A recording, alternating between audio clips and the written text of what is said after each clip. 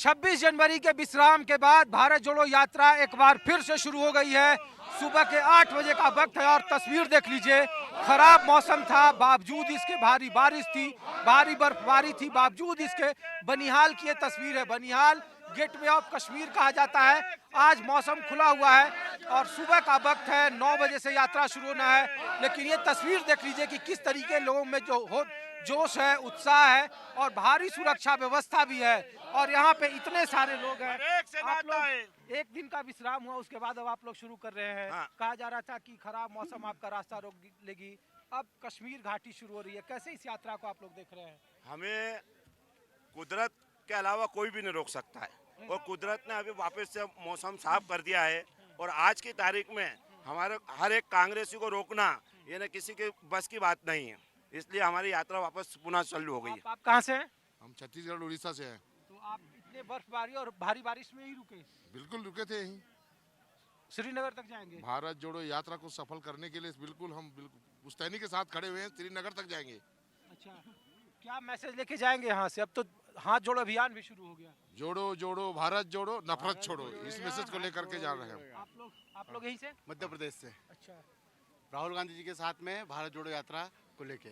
इतना खराब मौसम के बावजूद आप लोग यहाँ तो बहुत अच्छा लग रहा है, बहुत सुंदर दिया, कोई खराब मौसम नहीं हमारे लिए। आप लोग सर यहीं से हो? जी, बनिहाल से। ये बताओ, यहाँ से प्रदेश अध्यक्ष आपके हैं, यहाँ से एमएलए भी रहे, यहाँ से अब कश्मीर अनंतनाग शुरू हो जाता है।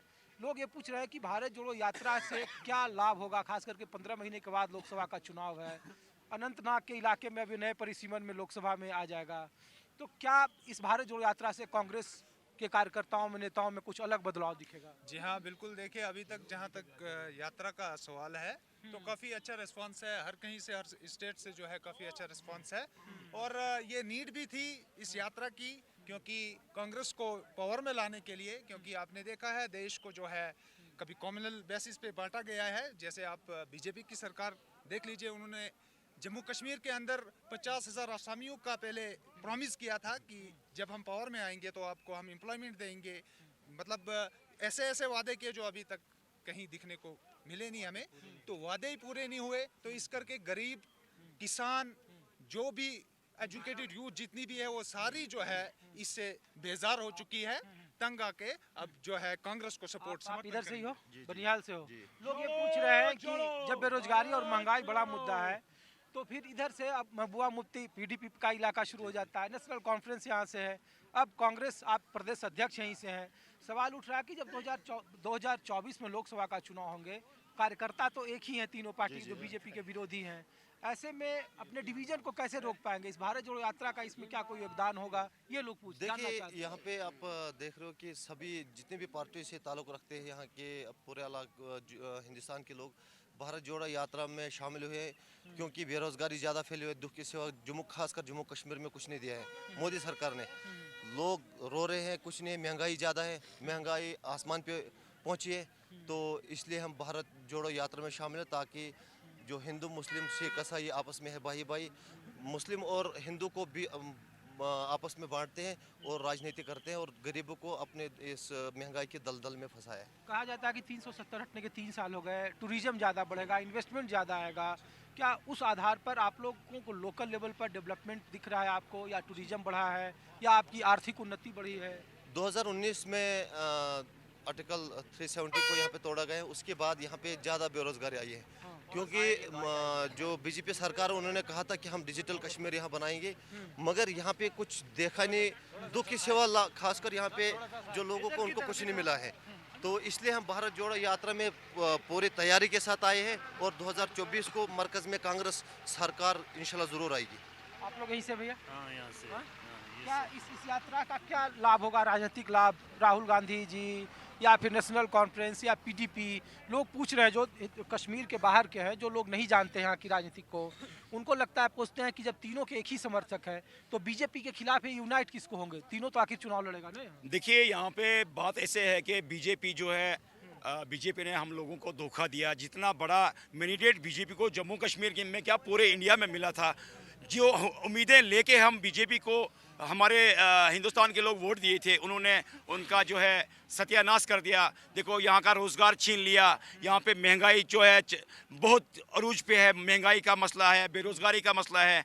हमारे नौजवान जो है 5-5 डिग्रियाँ जेब में लेके घूम रहे हैं, उनको रोज़गार नहीं मिल रहा है। इसलिए यहाँ पे जो जम्मू कश्मीर के अंदर है, जो पीडीपी, नेशनल कॉन्फ्रेंस या जो भी जितनी भी यहाँ की रीजनल पार्टियाँ हैं वो कांग्रेस के समर्थन में हैं, ताकि राहुल गांधी जी जो है यहाँ पे जो रोज़गार दे सकें, महंगाई को कम कर सकें, और जो यहाँ का जो भी समस्या है उसको अगर उसका हल कर सकता है राहुल गांधी कर सकता है। मोदी जी से कुछ भी नहीं हो पाया।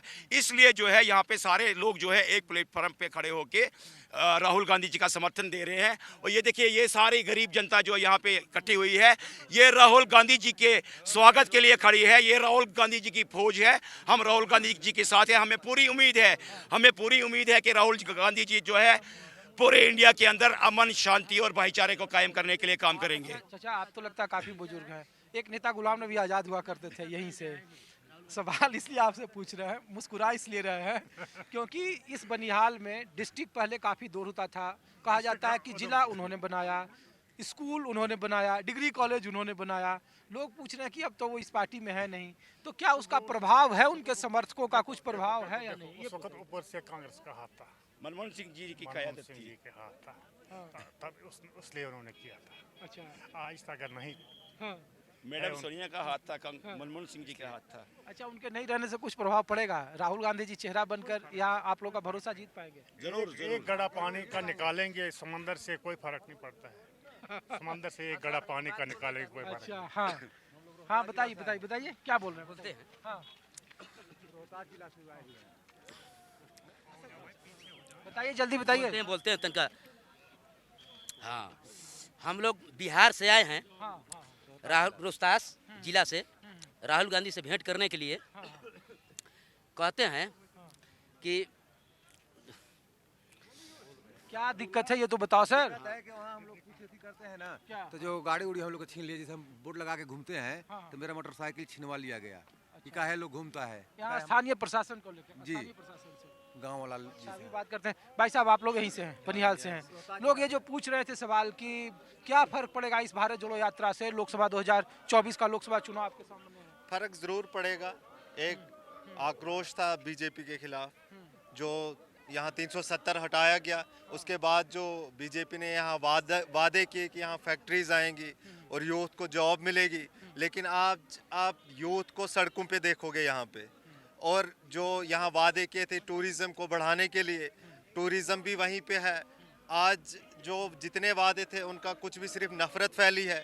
और ये सिर्फ नफ़रत और मोहब्बत की जंग है।